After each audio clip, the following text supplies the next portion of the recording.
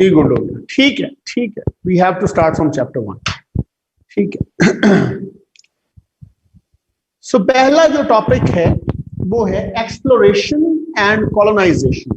पहला जो टॉपिक है that is exploration and colonisation. किस तरह से ये इलाका आबाद हुआ और कॉलोनाइज फिर किस तरह हुआ, and leading up to war of independence, and also we will be talking about that American revolution is child of enlightenment, that American revolution is child of enlightenment. इस पर भी हम बात कर रहे हैं, ठीक है जी। नाउ जो फर्स्ट क्वेश्चन किसी भी स्टूडेंट के जहन में आ सकता है यूएस हिस्ट्री को जब वो स्टार्ट करेगा, तो पहला क्वेश्चन जो उसके माइंड में आएगा, that question would be who were the first outsiders. आवाज नहीं आ रही भी बच्चों को मेरी, इसको देखो। सबके साथ ये मसला है या किसी एक बच्चे के साथ मसला है?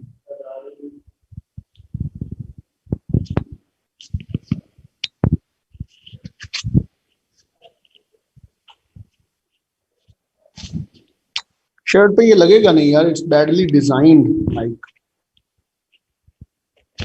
चलो अब लग जाएगा, शर्ट नहीं लग रहा, ऐसे लगेगा ये।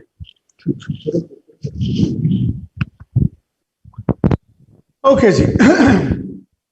So we were discussing the first question that should come to your mind would be who were the first outsiders who came to this place and why did world came to know about this so late?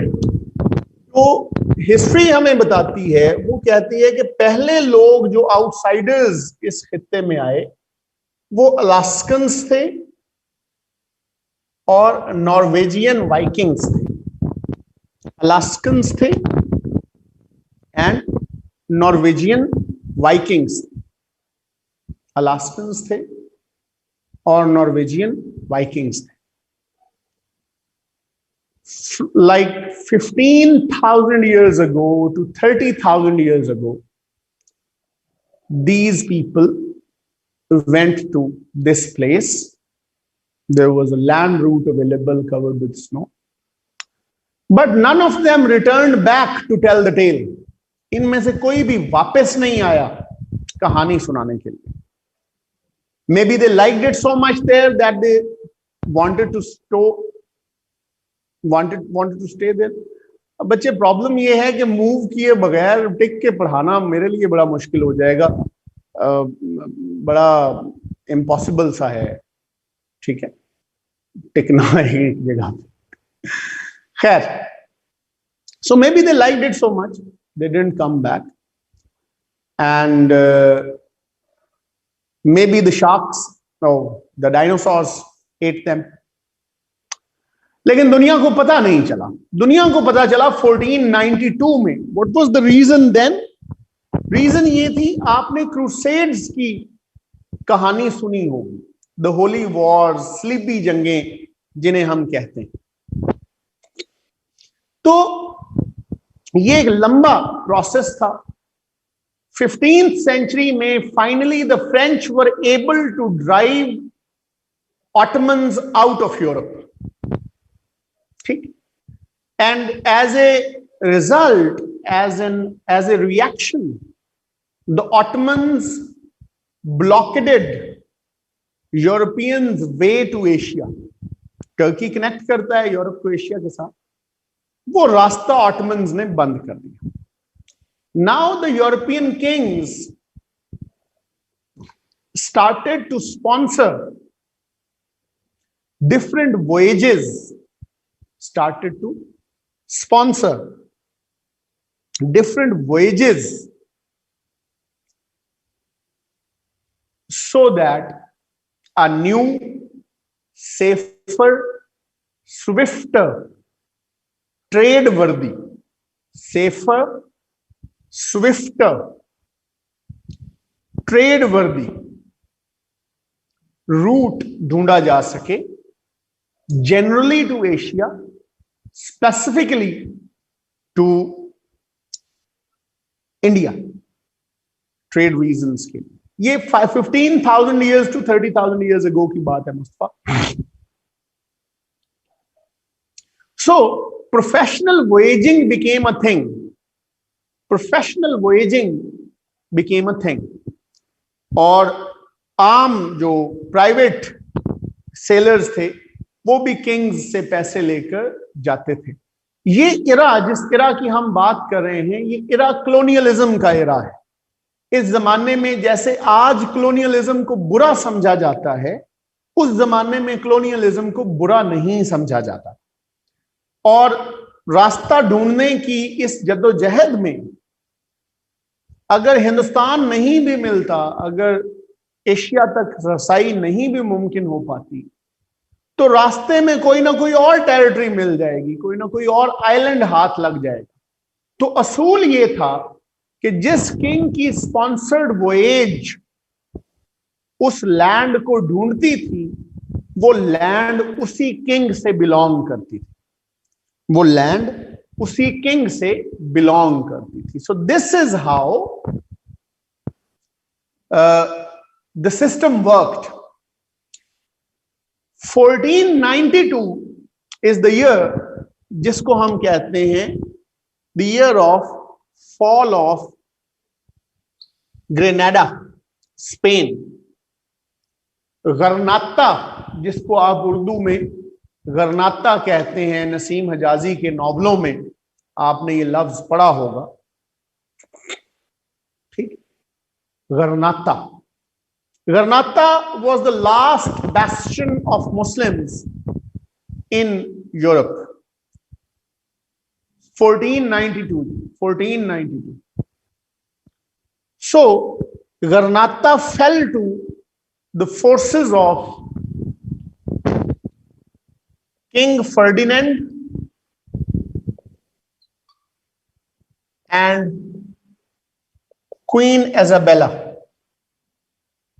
King Ferdinand and Queen Isabella. The Muslim rulers of the city handed over the keys to the forces without putting up a fight. So यहां से जब मुस्लिम rule खत्म हुआ, तो finally these two emperors funded Mr. Christopher Columbus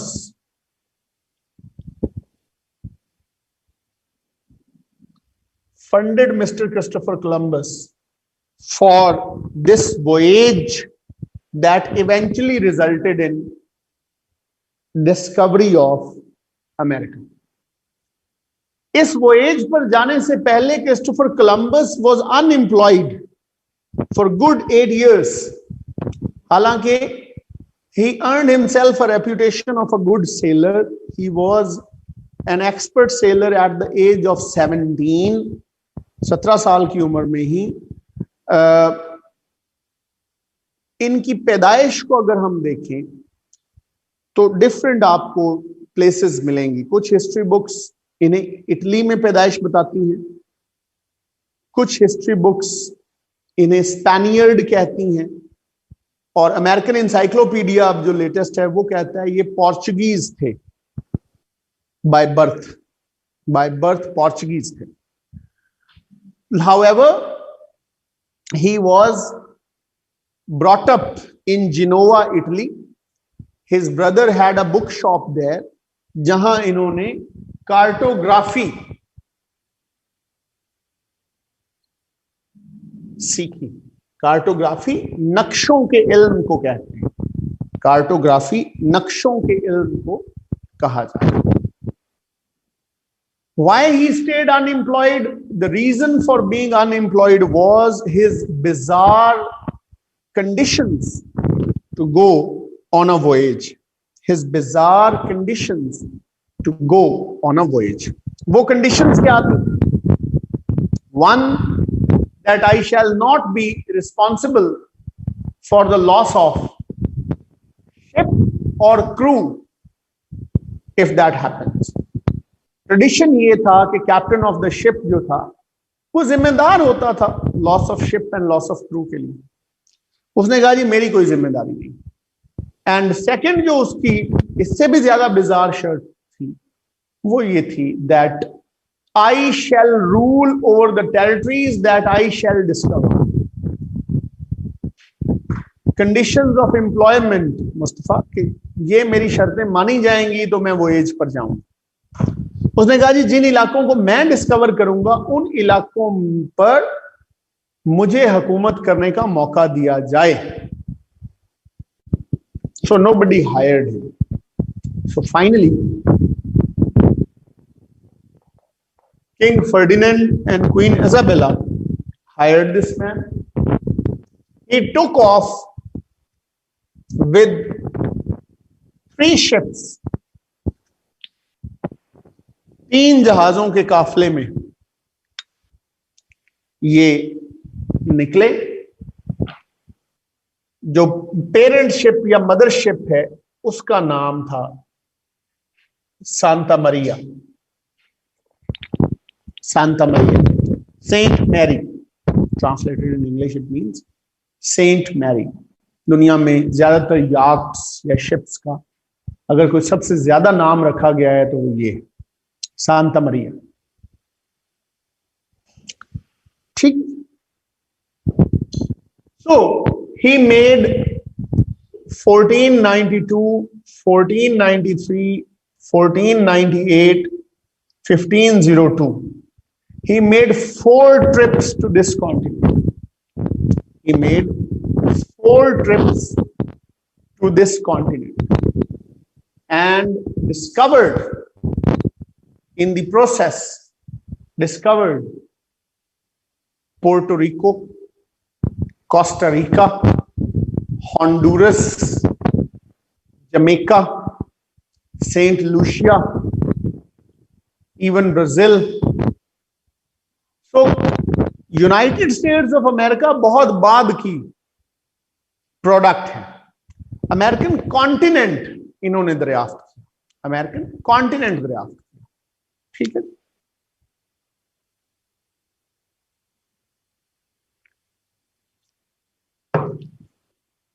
अब यहां से आगे चलते हैं। अब नेक्स्ट क्वेश्चन जो आता है, नाम आपको हैंडआउट जो आपको मिला हुआ है उसमें लिखे हुए हैं Saint Lucia, Honduras, Puerto Rico, Costa Rica, Peru, Brazil, Jamaica, बहुत सारे हैंडआउट। अगर आपको नहीं मिला तो दैट्स अ पिटी, मिल जाना चाहिए। मैं क्लास के बाद उन्हें कहता हूं आपकी क्लास कोऑर्डिनेटर को, आपको मिल जाएगा। तो उसमें ये सारी चीजें डिटेल में दी हुई हैं, इसलिए मैं जरा वहां से तेजी से गुजर रहा हूं क्योंकि ये इंट्रोडक्टरी सी चीजें हैं और इनकी कोई खास इंपॉर्टेंस उस तरह से नहीं है। खैर, तो उसके बाद हम यहां से आगे चलते हैं। अब अगला सवाल आता है, जब आप पहुंच गए अमेरिका तो फर्स्ट इंपॉर्टेंट थिंग जो आपके जहन में आएगी वो ये होगी कि हु वर द लोकल्स। क्या खाली जमीन थी या वहां कोई बंदे मौजूद होते थे? नेटिव्स कौन थे? ओरिजिनल अमेरिकन्स कौन थे? तो ओरिजिनल अमेरिकन्स में एज़टेक्स का नाम लिया जाता है, इनकाज का नाम लिया जाता है, रेड इंडियंस का नाम लिया जाता है, मायाज का नाम लिया जाता है। ये डिफरेंट ट्राइब्स हैं जो इंडिजिनस या आपके जो लोकल्स हैं उन्हें कहा जाता है। ठीक। एज़टेक्स को आज की जबान में आप समझें, ये मैक्सिकन बॉर्डर पर आपको नजर आएंगे। इनकी ड्वेलिंग्स आज भी एग्जिस्ट करती हैं। Not a very big empire, not a very big kingdom. Heathen लोग थे, बेसिक लाइफस्टाइल था। एक चीज हाउएवर उनमें मॉडर्न थी कि ये लोग लड़कों की कुर्बानी किया करते थे। पुराने कल्चर्स में देवताओं को राजी करने के लिए या बच्चों की कुर्बानी की जाती थी या लड़कियों की कुर्बानी की जाती थी। एज़टेक्स इस हवाले से मॉडर्न थे कि वो लड़कों की कुर्बानी किया करते थे, लोगों को जलाकर बीटिंग हार्ट्स निकालते थे और वो पेश करते थे अपने देवता को। ठीक है जी, एनी हाउ, तो एस्टेक्स थे। उसके बाद लेकिन ये ऑल दीज पीपल, इंडिजिनस जितने भी ट्राइब्स हैं, ये चूंकि साइंस एंड टेक्नोलॉजी में पीछे थे, गन पाउडर का इन्हें पता नहीं था, एक्सपोजर बियॉन्ड दैट कॉन्टिनेंट इनके पास नहीं था, सो अददी अक्सरियत होने के बावजूद they were no match for superior war machine of the Europeans. ठीक, इनकाज को कहा जाता है द इंजीनियर नेशन, इनकाज को कहा जाता है द इंजीनियर नेशन। अददी अक्सरियत मीन्स न्यूमेरिकल मेजॉरिटी, अददी अक्सरियत means numerical majority. I'll be careful, मैं इसको ज्यादा अंग्रेजी रखने की कोशिश करूंगा, don't worry. So Incas are known as engineer nation. इन्हें उस जमाने में भी मायाज, रेड इंडियंस के बाद मायाज लिखा, उस जमाने में भी इन्हें डैम्स बनाने का पता था, इन्हें सड़कें तामीर करने का पता था, इन्हें इंजीनियर नेशन कहा जाता है। देवर अ ह्यूज एम्पायर, लेकिन इनका जो सेंटर ऑफ ग्रेविटी है वो पेरू में था, पेरूवियन डिसेंट रखते थे, तो ये भी फॉल बैक होना शुरू हुए और इवेंचुअली खत्म हुए। रेड इंडियंस मोस्ट न्यूमरस थे, indigenous sons of the soil. 1492 से लेकर 1492 to 1830 they kept fighting with the settlers. They kept fighting wars with the settlers. 1492 से लेकर 1830 तक इन्होंने वॉर्स लड़ी। ठीक है जी। उसके बाद एक इंडियन रिमूवल एक्ट आया और एक मुआहदे के तहत इन्होंने मूव किया, वो जब तक हम वहां पहुंचेंगे तब तक पढ़ेंगे। Mayas again a huge empire but no match for superior technology of the settlers. जी, सेटलर्स वो लोग हैं जो यूरोप से और बाकी जगहों से अमेरिका में आए, उनके ऊपर मैं अभी आता हूं। Let me get done with this introductory thing, तो फिर हम कॉजेज ऑफ एक्सप्लोरेशन जब पढ़ेंगे उसमें मैं आपको बता दूंगा।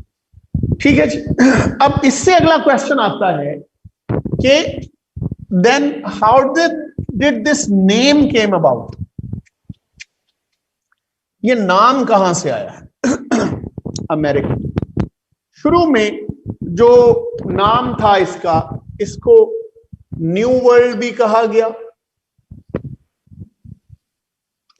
इसको स्ट्रेंज लैंड भी कहा गया, इसको गोल्डन लैंड भी कहा गया, all due to different reasons. ठीक है जी। न्यू वर्ल्ड क्योंकि दुनिया को पहले पता ही नहीं था इसका, तो ऑब्वियसली न्यू थी। स्ट्रेंज लैंड क्योंकि यहाँ के जानवर, यहाँ की जगहें, फसलें यूरोपियंस के लिए नई थी, मेज जैसे है, मेज यूरोप में नहीं होती थी। ठीक है। ड्यूरेशन ऑफ फाइट मैंने बताई है जी, 1492 से 1830। Golden land due to wealth that was available here, not just literal gold, all kinds of wealth. इस ट्राइबल कल्चर को, इसको अंडरस्टैंड करने के लिए केविन कॉस्टनर की एक फिल्म है डांसिंग विद द वुल्व्स, वो देखें। डांसिंग विद द वुल्व्स आपको वैसे भी फैसिनेट करेगी। It one more than 4 Oscars. ठीक है। खैर, वापस आते हैं। तो ये डिफरेंट नाम इसके रखे गए। जो एक्चुअल नाम है जी, डांसिंग विद द वुल्व्स, जो एक्चुअल नाम है ये आया अमेरिगो वस्पुची नामी एक और इटालियन वॉयेजर के वजह से। अमेरिगो वेस्पुची नामी एक और इटालियन वॉयेजर की वजह से इसका बनाया हुआ मैप 1507 में पब्लिश हुआ इन अ जर्मन बुक, जहां इसको अमेरिगोज लैंड कहा गया। नाम चूंकि नहीं था कोई फॉर्मल, तो इसको अमेरिगोज लैंड कहा गया। और फिर वहां से स्पेनिश से अमेरिकानो अमेरिकाना होते हुए अंग्रेजी तक आते ही अमेरिका हो गए। तो अमेरिकन्स कहलाए जो सेटलर्स थे, अमेरिकन्स कहलाए जो न्यू सेटलर्स थे। अब यहां तक अगर हम अंडरस्टैंड करें तो हमें नजर आ रहा है कि किंग फर्डिनेंड और क्वीन इजाबेला स्पेन और फ्रांस से ताल्लुक रखते थे। क्रिस्टोफर कोलंबस को पैसे इन्होंने दिए थे, वो खुद पोर्चुगीज था। अमेरिगो वेस्पुची भी इटालियन था। तो ब्रिटिशर्स कब आए? वॉर ऑफ इंडिपेंडेंस तो ब्रिटिशर्स के साथ लड़ी गई। तो ब्रिटिशर्स आए 5 years down the line. Mister John Cabot, 5 years down the line mister John Cabot नामी एक ब्रिटिशर्स यहां आए, जिन्होंने यूनियन जैक यहां लगाया। चूंकि ये एक अनएक्सप्लोर्ड कॉन्टिनेंट था, so there was enough land available for everyone. There was enough land available for everyone to claim it. 100 years down the line जब आबादी बढ़ी और कम हुई लैंड, तो लड़ाइयां शुरू हुई। John Cabot 1497। So that is the reason why इस इलाके में यूरोप के हर खित्ते से लोग आए, इंग्लैंड से, फ्रांस से, इटली से, डच लोग इधर आए, रशियंस आए। यूनियन जैक कहते हैं जी ब्रिटिश फ्लैग को, यूनियन जैक नाम है ब्रिटिश फ्लैग का, ठीक है। तो इतने सारे मुल्कों का इन्फ्लुएंस अमेरिका पर होने की वजह से अमेरिका को mixing bowl and melting pot कहा जाता है। Mixing bowl and melting pot कहा जाता है।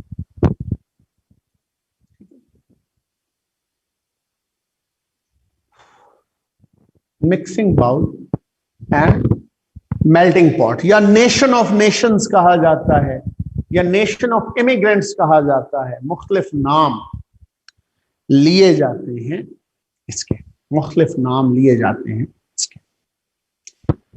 सो अब यहां से जब हम आगे आते हैं, the next question comes, when did colonisation start? लोग तो आना शुरू हो गए ऑन देयर ओन, और उसकी कॉजेज मैं अभी आपसे शेयर करता हूं। When did the actual colonization start? And colony होती क्या है?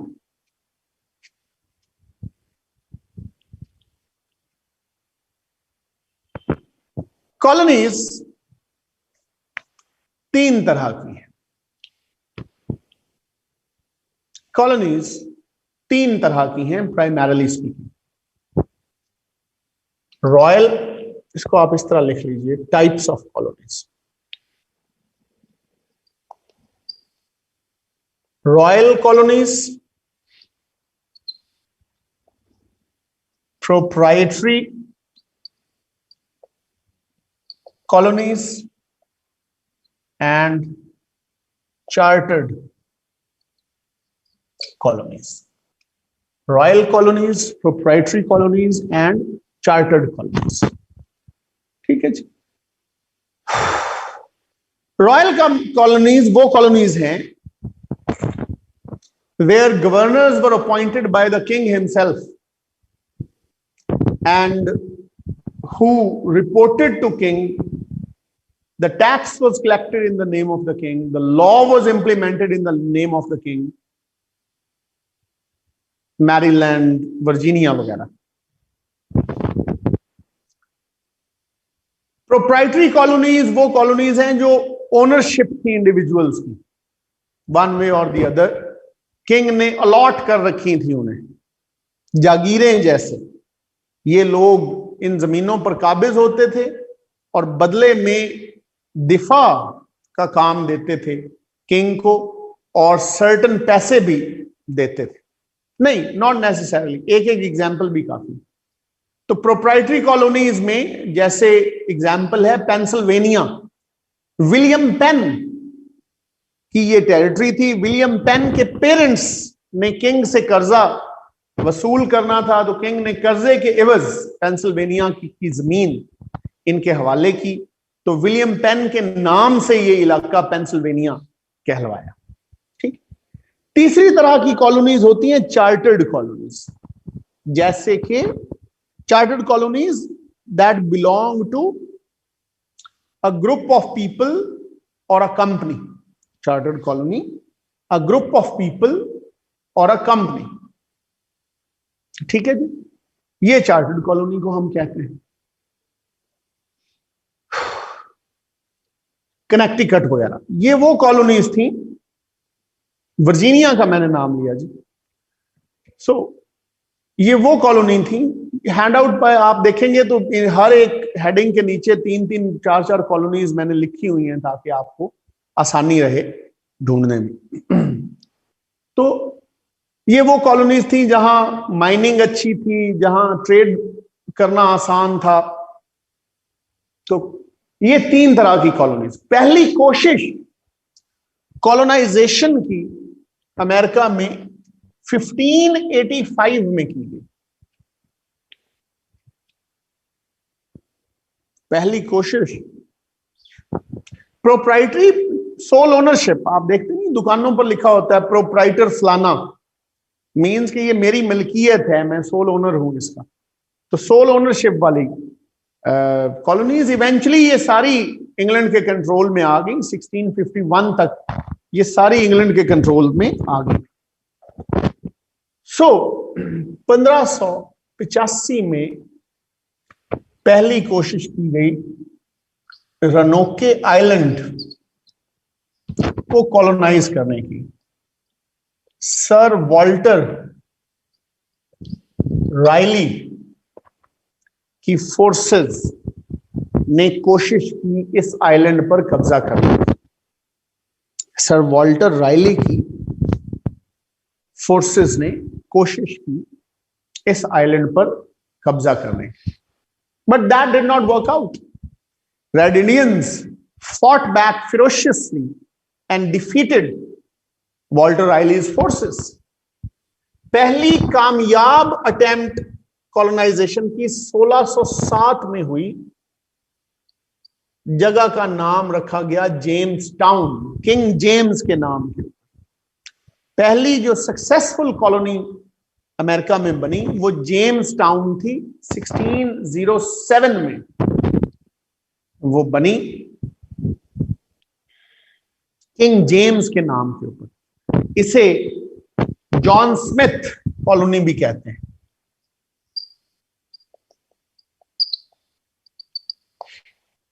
इसको जॉन स्मिथ कॉलोनी भी कहते हैं। Why? Because John Smith was the person जिसने यहां मार्शी लैंड्स को क्लियर करके एग्रीकल्चर शुरू किया था, और tobacco as a first cash crop उसने इंग्लैंड भिजवाई थी। ठीक है,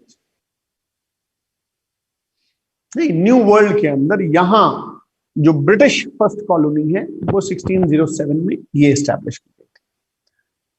ठीक है। सो सोल्जर्स जो लड़ रहे थे वो सोने की उम्मीद पर, माले गनीमत की उम्मीद पर यहां लड़ रहे थे। यहां गोल्ड तो कोई ना मिला। जॉन स्मिथ ने फाइनली डीमोरलाइज सोल्जर्स को एग्रीकल्चर पर लगाया और टबैको काश्त किया और कैश क्रॉप इंग्लैंड को अवेलेबल हुई। यहीं से फिर जब बढ़े इलाके तो इसका नाम पूरी टेरिटरी का वर्जीनिया रखा गया। पहली जो स्टेट बनी वर्जीनिया, इसका नाम रखा गया वर्जिन क्वीन के नाम के ऊपर। क्वीन ऑफ इंग्लैंड जो उस वक्त थी, उन्होंने शादी नहीं की थी, इसलिए उन्हें वर्जिन क्वीन कहा जाता था। इसकी वजह से इसे वर्जीनिया कहा जाता है। ठीक है जी, वर्जीनिया कहा जाता है। अब आते हैं कॉजेज ऑफ एक्सप्लोरेशन के ऊपर। अब आते हैं कॉजेज ऑफ एक्सप्लोरेशन के ऊपर।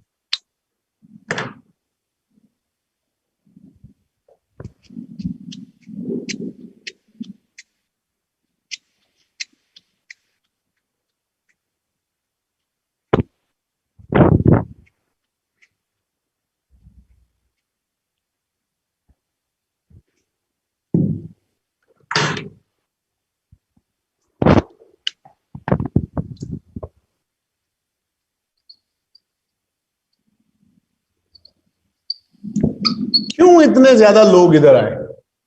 3 Gs: God, gold and glory. 3 Gs: God, gold and glory. ठीक है। गॉड से मुराद है that at that point of time एक कॉन्सेप्ट आप सारों ने सुना होगा, व्हाइट मैन्स बर्डन।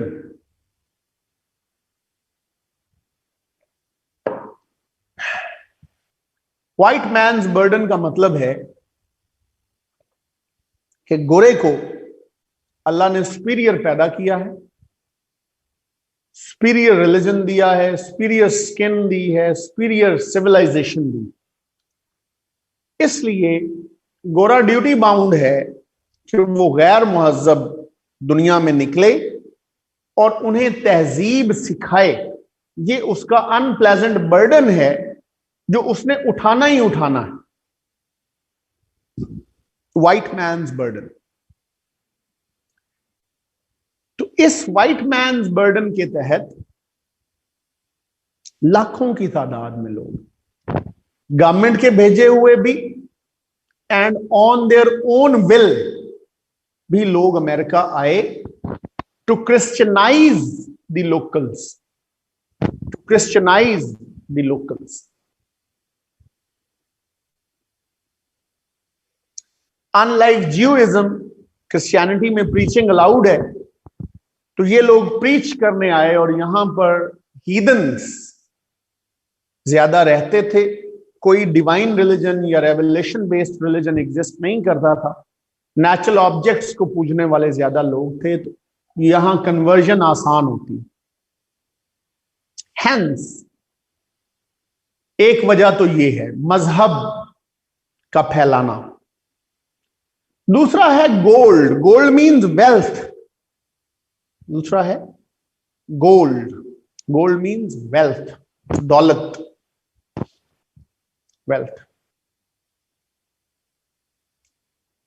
सो लिटरल गोल्ड भी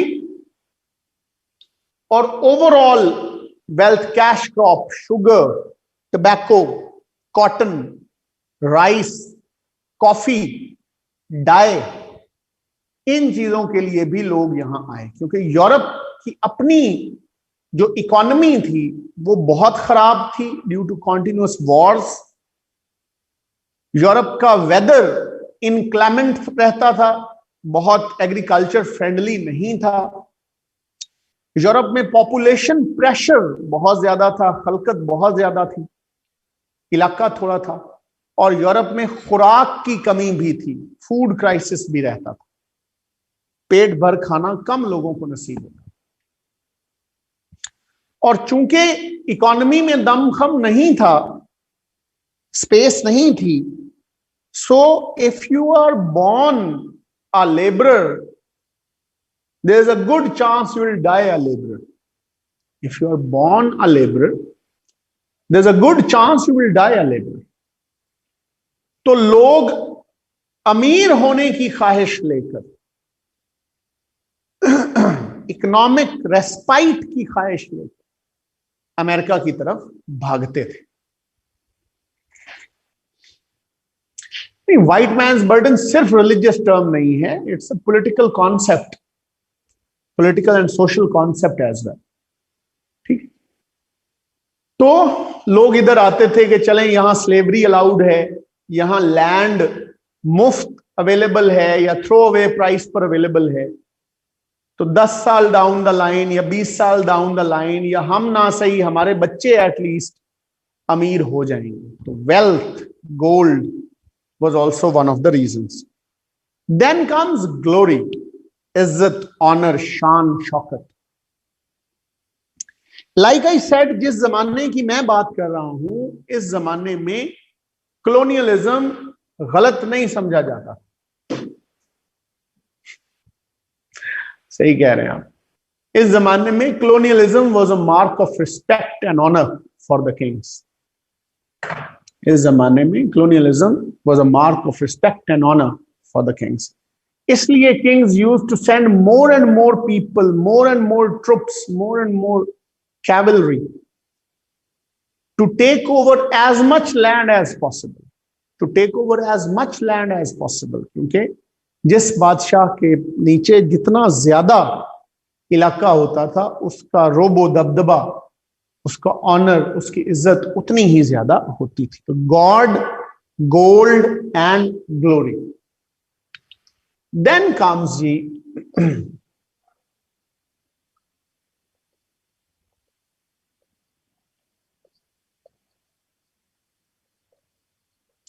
religious persecution. That was also one of the reasons. क्योंकि 16th century में से राइज होना शुरू हो गया था एनलाइटनमेंट एरा का। So people started to question the veracity of the Catholic claims. Martin Luther did a favour, उसने लैटिन में लिखी हुई बाइबल को अंग्रेजी में ट्रांसलेट कराया और लोगों में मुफ्त तकसीम की। और बहुत सारे झूठ, 95 टू बी एग्जैक्ट, उसने निकाले बाइबल में से, जो पोप्स एंड प्रीस्ट्स कुछ और बताते थे लेकिन बाइबल में लिखा कुछ और हुआ। क्योंकि लैटिन हर एक को नहीं आती थी, तो पोप जो बताता था वही माना जाता। सो उसने उसको अवामी कर दिया मजहब को। Martin Luther. सो यहां से प्रोटेस्टेंट्स का फिरका स्टार्ट हुआ और सेक्टेरियन वॉर्स यूरोप में स्टार्ट हुए। सेक्टेरियन वॉर्स यूरोप में स्टार्ट हुए। ठीक है जी, सेक्टेरियन वॉर्स यूरोप में स्टार्ट हुए। 30 years वॉर, 100 years वॉर। तो इन वॉर्स के अंदर जिन मुल्कों में कैथोलिक्स तगड़े थे उन्होंने प्रोटेस्टेंट्स को मार लगाई, जिन मुल्कों में प्रोटेस्टेंट्स तगड़े थे उन्होंने कैथोलिक्स को मार लगाई। लॉन्ग स्टोरी शॉर्ट, दोनों जगहों से, जैसे इंग्लैंड में प्रोटेस्टेंट्स तगड़े थे तो कैथोलिक्स बेचारे परेशान थे। फ्रांस, इटली वगैरह में कैथोलिक्स तगड़े थे तो प्रोटेस्टेंट्स परेशान थे जी, प्यूरिटन्स और प्रोटेस्टेंट्स। सो हुआ ये कि ये लोग भाग के फिर गोशा आफियत जो इनको मिला वो अमेरिका में था। So one of the very first values जो अमेरिका में इस्टेब्लिश हुई वो रिलीजियस टॉलरेंस की वैल्यूज थी। पीपल अंडरस्टूड कि जो ख्वारी हम वहां काट के आए हैं वो ख्वारी यहां रिपीट नहीं करेंगे। ठीक। Another reason was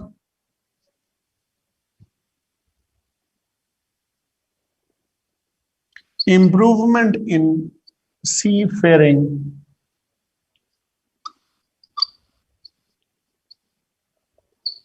technologies. जहाज रानी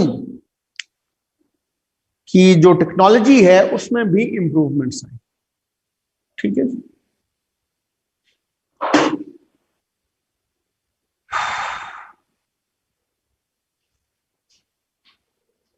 नहीं अली, आप जब मैं वाइंड अप करता हूं क्लास को तो तब आप ये सवाल कोट कीजिएगा, I'll answer you। ठीक है। तो कंपस इजाद हो गया 1535 में। समंदर में गुम होने का खतरा खत्म हो गया कंपास की इजाद से। गन पाउडर आ गया, कमर्शियल शिप्स पर कैनन इरेक्ट होना शुरू हो गई, जिसके बायस पायरेट्स का खतरा दूर हो गया। 35 इफ आई रिमेंबर करेक्टली, लेकिन इसको डेट को देख लीजिएगा। पायरेट्स का खतरा खत्म हुआ। ब्रिटिश नेवी ने स्मॉलर एंड स्विफ्टर शिप्स बनाना शुरू किए। इससे पहले वाला जो मॉडल था वो था स्पेनिश आर्मेडा का मॉडल। स्पेनिश आर्मेडा बड़े शिप्स बनाता, स्पेनिश आर्मेडा बड़े शिप्स बनाता था जो स्लो होते थे। ब्रिटिश नेवी ने स्मॉलर एंड स्विफ्टर शिप्स बनाने शुरू किए। यूं फासला तेजी से होना शुरू हुआ, महफूज होना शुरू हुआ। यह भी एक वजह है कि फ्रीक्वेंटली लोगों ने आना जाना शुरू किया। Harsh punishments in Europe was also one of the reasons. Harsh punishments in Europe was also one of the reasons. Europe में इतने सख्त कवानीन थे उस जमाने में, they would guillotine you at the drop of a hat. छोटे छोटे जराइम पर बड़ी बड़ी सजाएं थी। And the system of justice was corrupt to the core.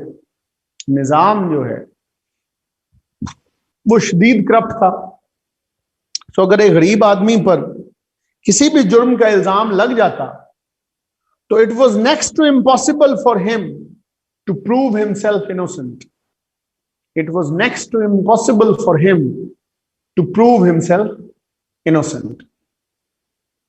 सो वो फिर लोग क्या करते थे, वो गरीब लोग छुप छुपा कर अमेरिका जाने वाले जहाजों में बैठ जाते।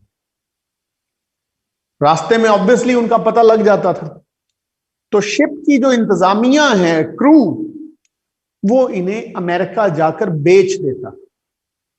इनिशियल स्लेवरी यहां से शुरू हुई। इसको कहते हैं इंडेंचर्ड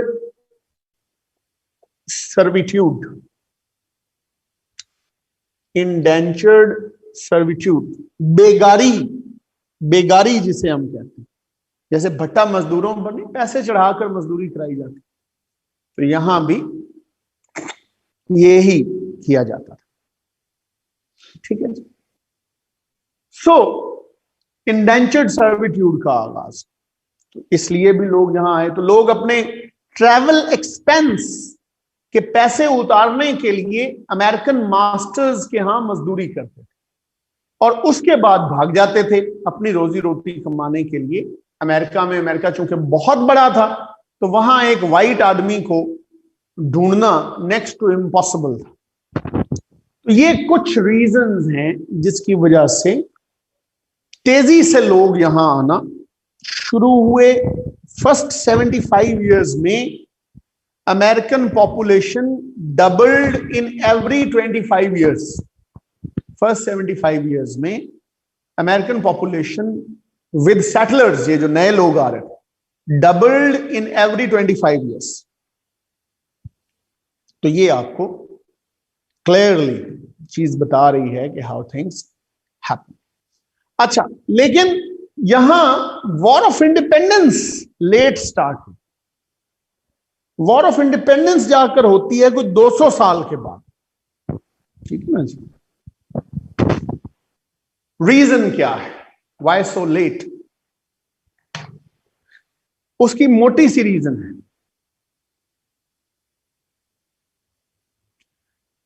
अमेरिका, यूएसए अलग से डिस्कवर नहीं हुआ बच्चे। डिस्कवर अमेरिका एक ही दफा हुआ, उसके ऊपर यूएसए बना। ठीक है, डिस्कवर अमेरिका एक ही दफा हुआ है, वहीं यूएसए बाद में इमर्ज हुआ है। तो इस पर हम बात करेंगे, इमर्ज करके दिखाएंगे यूएसए को। ठीक है, yes. So why this late? Late because यहां पर the coloniser and the colony were similar. ठीक है,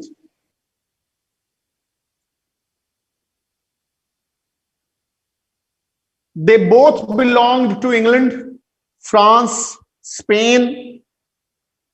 डिफरेंट केसेस में स्पेन की कॉलोनीज में रहने वाले ज्यादा स्पेनियर्ड्स थे, ब्रिटिश कॉलोनी में रहने वाले ज्यादा ब्रिटिश थे, फ्रेंच कॉलोनीज में रहने वाले ज्यादा फ्रेंच थे. So they belonged to the same parent state, दोनों की पेरेंट स्टेट सेम थी. They both were loyal to the same king, एक ही बादशाह के साथ लॉयल थे. They both belonged to the same ethnicity, नस्ल रेस भी एक थी. Language was also the same, and the religion was also the same. So there was a lot of similarity.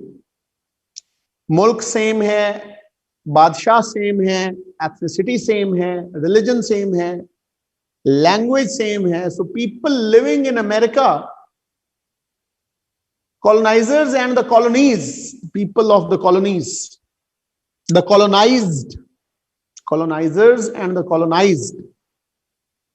So people living in America believed for that period of time that they are Britishers just settled in a different territory.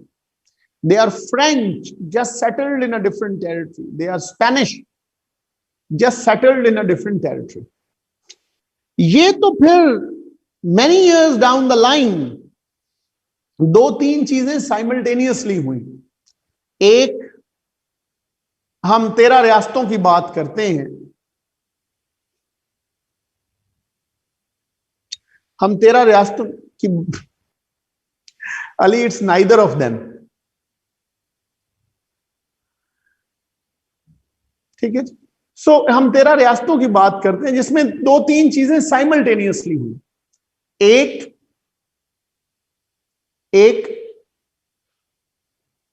Economic exploitation of the masses.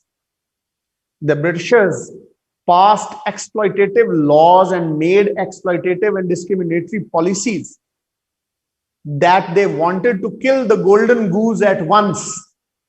एक वजह तो ये. दूसरी वजह है जो यहां साद ने हमसे शेयर की कि वो जो फर्स्ट कपल ऑफ जनरेशन थी जो अपने आप को यूरोपियंस कहते थे और अपने आप को सेटलर्स कहते थे, वो फेज आउट हो गई. 100 years down the line अब फोर्थ जनरेशन थी, फिफ्थ जनरेशन थी, who were born and brought up in America, and they were Americans for all practical purposes. They could not affiliate with the king they never saw. They could not affiliate with the country they have never been to.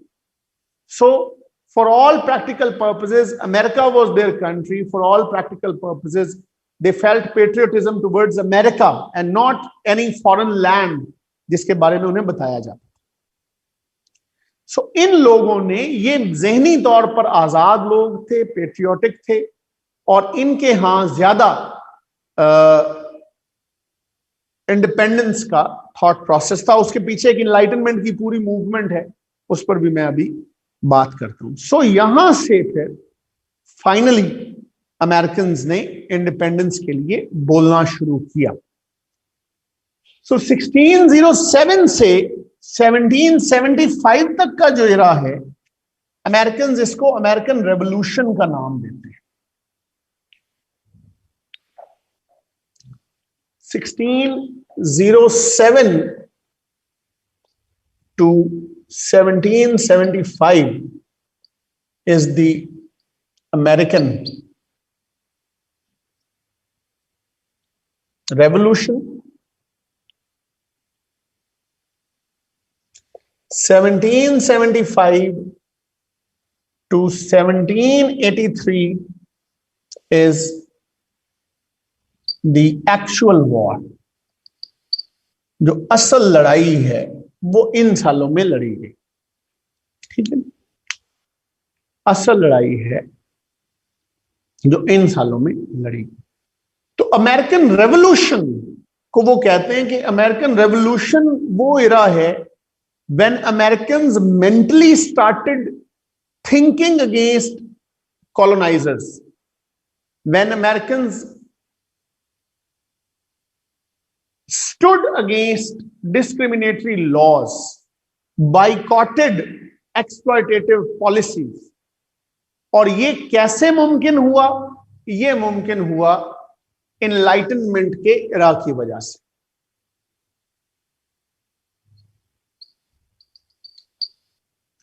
Era of enlightenment. Enlightenment का एक तो obviously meaning है,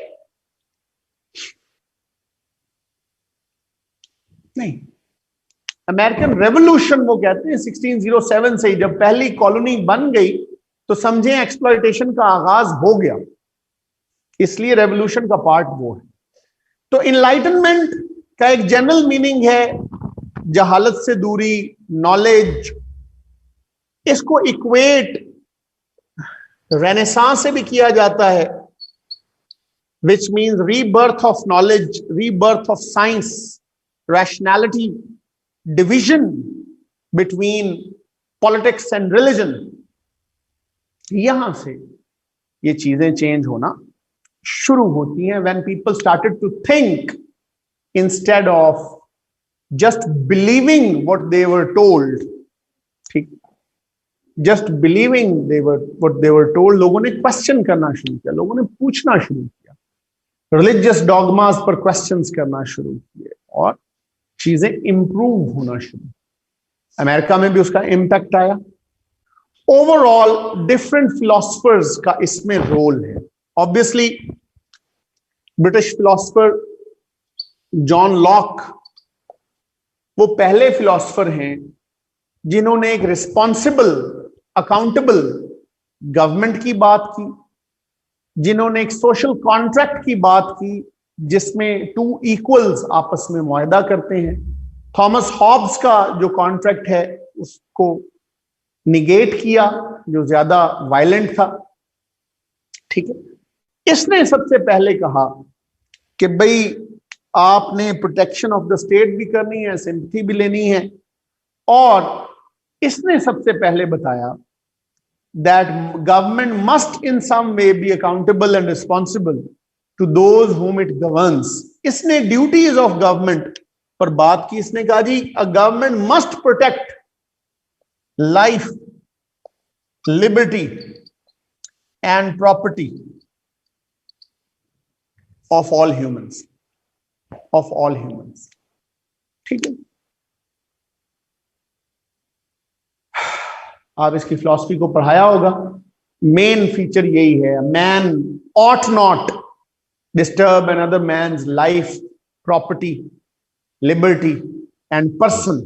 इसे disturb ना करें। और government जो है वो must be in some way be accountable to those whom it governs। तो यूं वेलफेयर स्टेट का मॉडल उभरा, लेसर गवर्नमेंट का मॉडल उभरा, more rule of law, more human rights, more liberties पर बात होना शुरू हुई। लॉक के बाद रोसो की बारी आती है। रोसो भी फ्रेंच फिलोसफर्स थे जिन्होंने जनरल विल की बात की कि हुकूमत कोई फर्द नहीं करता बल्कि हुकूमत अवाम की कलेक्टिव विल करती है। अवाम ही हुक्मरान है जब वो कानून साजी करवा रही होती है, सिटीजन है, और अवाम ही सब्जेक्ट है जब वो कानून पर अमल कर रही होती है। जॉन जॉक रोसो, तो इन्होंने भी जनरल विल के जरिए लोगों को सिखाया कि आप मैटर करते हो, इंडिविजुअल मैटर करता है, जनरल विल मैटर करती है। डिवाइन राइट टू रूल पर डेंट पढ़ना शुरू हुआ, डिवाइन राइट टू रूल पर डेंट पढ़ना शुरू हुआ। उसके बाद मॉन्टेस्क, जिन्होंने सेपरेशन ऑफ पावर की बात की, गवर्नेंस को इंस्टीट्यूशनलाइज किया, कहा कि जुडिशरी अपना काम करेगी।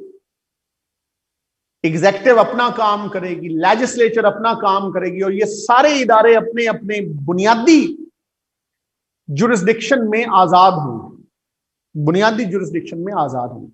सो वो इंडिविजुअल रूलर जिसको इंडिस्पेंसिबल समझा जाता था, वो इन फिलोसफर्स ने उसकी इंडिस्पेंसिबिलिटी को खत्म किया। ठीक, मॉन्टेस्क ने क्लासिफिकेशन ऑफ स्टेट पर भी बात की।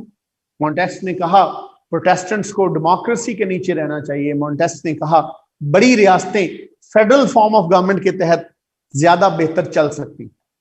सो यूं डिफरेंट फिलोसफर्स की जो थिंकिंग है वो इमर्ज हुई और यूरोप से अमेरिकन के माइंडसेट के ऊपर आई। America was more settled for newer thoughts, बड़ा मुल्क था, एक्सपेंडेड टेरिटरी थी, लोग अपने व्यूज रख सकते थे, सोच सकते थे। इसके बाद बारी आती है हमारे थॉमस पेन की।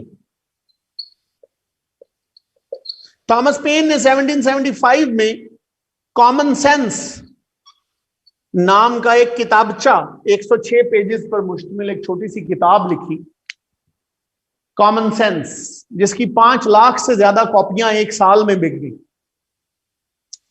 कॉमन सेंस में थॉमस हॉब्स ने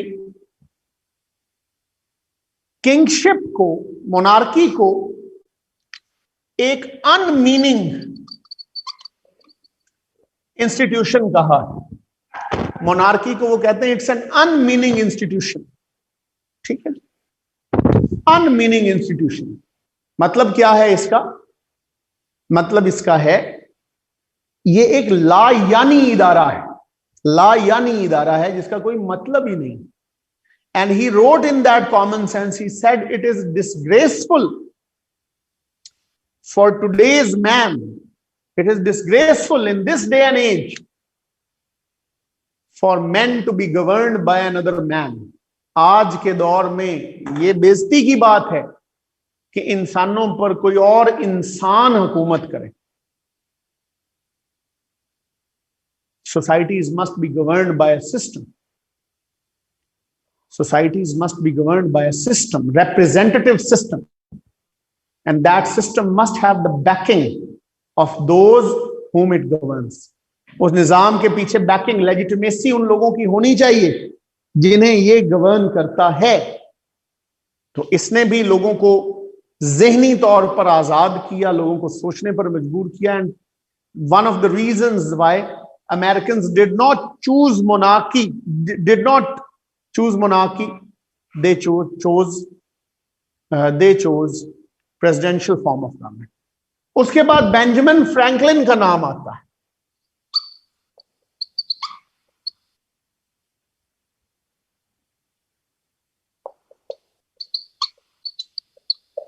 बेंजामिन फ्रैंकलिन वो बंदा है जिसने 2 अहम काम किए। एक, इसने डीइज्म का कॉन्सेप्ट दिया। डीइज्म का कॉन्सेप्ट बड़ा मजे का है। डीइज्म में वो कहता है कि खुदा ने ये दुनिया बनाई तो जरूर है, कायनात और दुनिया बना तो उसने दी है, लेकिन बनाने के बाद वो उसमें इंटरफेयर नहीं करता। बनाने के बाद उसने आपको खुला छोड़ दिया। तो ये असबाब की दुनिया है। असबाब की दुनिया में आप असबाब पैदा करेंगे तो उसके मुताबिक रिजल्ट्स हासिल कर लेंगे। ठीक है, इस कॉन्सेप्ट को डीइज्म कहते हैं। डीइज्म कहते हैं कि आप खुदा पर ना पड़े रहें, आप सही करें, कोशिश करें, जद्दोजहद करें ताकि आपका कुछ बन सके। तो अमेरिकन ने उस जद्दोजहद पर यकीन किया। बेंजामिन फ्रैंकलिन ने अमेरिकन को यूनाइट होने का मशवरा भी दिया था, ये आगे हम पढ़ेंगे। तो ये सारे फिलोसफर्स और इनकी थॉट प्रोसेस का इंपैक्ट है कि हम कहते हैं American revolution was a product of enlightenment, child of enlightenment. अगर ये इनलाइटनमेंट ना होती तो अमेरिकन जो हैं वो शायद रेवोल्यूशनाइज ना अपने आप को करते या इसके खिलाफ स्टैंड ना लेते। तो ये है जी आज तक का टॉपिक। यहां तक कोई सवाल है तो वो बताइए। डीइज्म के अलावा बेंजामिन फ्रैंकलिन ने 1754 में एक अल्बनी कॉन्फ्रेंस हुई थी मुस्तफा, उसमें उन्होंने ये मशवरा दिया था कि अमेरिकन स्टेट्स एटलीस्ट डिफेंस और फॉरेन पॉलिसी के लिए इकट्ठी हो जाएं। अमेरिकन स्टेट्स एक कन्फेडरेशन बना लें डिफेंस एंड फॉरेन पॉलिसी के, ये दूसरा अहम काम था। ठीक है, तो आज यहीं तक। अगली क्लास में हम causes of war of independence पर बात करेंगे और अमेरिकन कॉन्स्टिट्यूशन पढ़ेंगे। Causes of war of independence पर बात करेंगे और अमेरिकन कॉन्स्टिट्यूशन पढ़ेंगे। नहीं, डिटेल में करने की जरूरत नहीं है, जितना हमने पढ़ लिया काफी है। नहीं, कॉलोनीज की इंडिविजुअल डिटेल्स में जाने की कोई जरूरत नहीं है। ठीक है जी, एनी अदर क्वेश्चंस? कोई और सवाल है? नहीं, हैंडआउट्स डिफरेंट सोर्सेस से हैं। जहां तक बुक का ताल्लुक है तो आई वुड अगेन रिक्वेस्ट कि आप वो बुक लें जो जिसमें रिवाइज्ड एंड अपडेटेड एडिशन जिसमें लिखा हुआ है। ठीक है,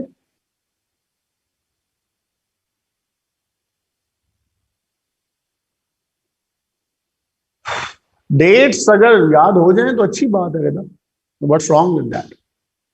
ठीक, ओके जी। जहां तक आपने ट्रांसलेशन की बात की कुरान मजीद की भी, अब प्रॉब्लम यह है कि how would you refer to God अगर आप उसको थर्ड पर्सन में नहीं लिखेंगे। For want of a better word लोग ही के साथ तर्जुमा करते हैं गॉड का। नहीं, एंशिएंट हिस्ट्री में आपको ज्यादा डीप डेल्व करने की जरूरत नहीं है। नहीं, मल्टीपल सोर्सेस से कवर करने की जरूरत, जितना हम पढ़ रहे हैं काफी है जी, इनफ है, इनफ है। देखिए, बात यह है, कन्फाइन तो कोई नहीं कर सकता। प्रॉब्लम यह है कि बताना तो है ना। ये जो आप बात कर रहे हैं ना, ये एक जमाने में बड़ी तहरीक रही है अली, तहरीक रही है कि जी कुरान मजीद के अल्फाज भी डिवाइन हैं और उन अल्फाज का मीनिंग भी डिवाइन है। इसलिए any human attempt to translate Quranic verses is a sin and हराम। ये एक बड़ी लंबी चौड़ी एक टाइम रहा है, लेकिन अगर हम उसको फॉलो करते तो शायद बहुत ही महदूद रह जाता ये। और जहां तक सिफात का ताल्लुक है, एट्रीब्यूट्स हमने अटैच नहीं की खुदा के साथ, खुदा ने खुद अटैच की हैं। उसने खुद अपने 99 नेम्स बताए हैं। तो अगर वो खुद एट्रीब्यूट्स अटैच कर रहा है तो फिर बंदे उन्हीं एट्रीब्यूट्स के हवाले से उसे पुकारेंगे। ठीक है यार, नीचे करो थोड़ा सा, मैं जी चैट पढ़ सकूं। तेन करनी ही नहीं आती होनी।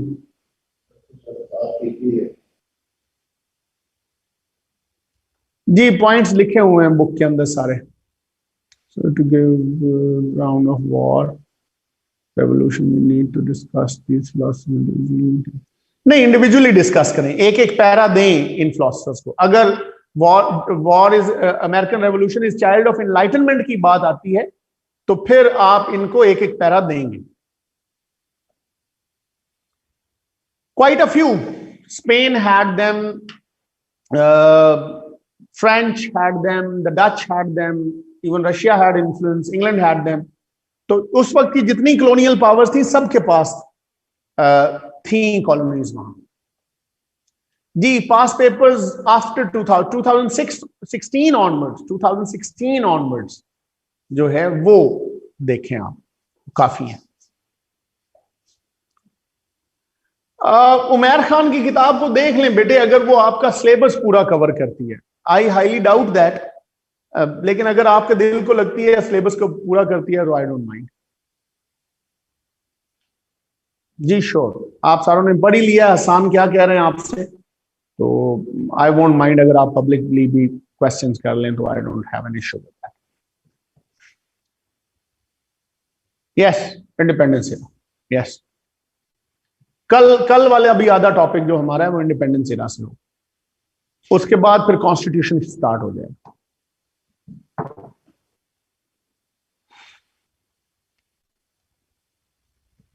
ओके जी,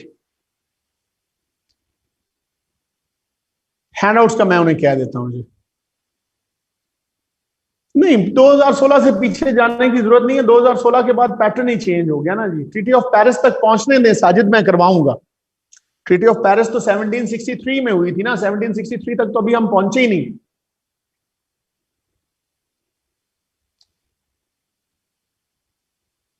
इनफ है, इनफ है। उमर उमर पूछ रहे हैं कि लेक्चर्स, हैंडआउट्स और किताब काफी है, तो मैं उन्हें बता रहा हूं कि काफी है जी, सफिशिएंट है। इंटायर सिलेबस हमने उसमें अच्छे से कवर किया है, तो दैट्स इनफ।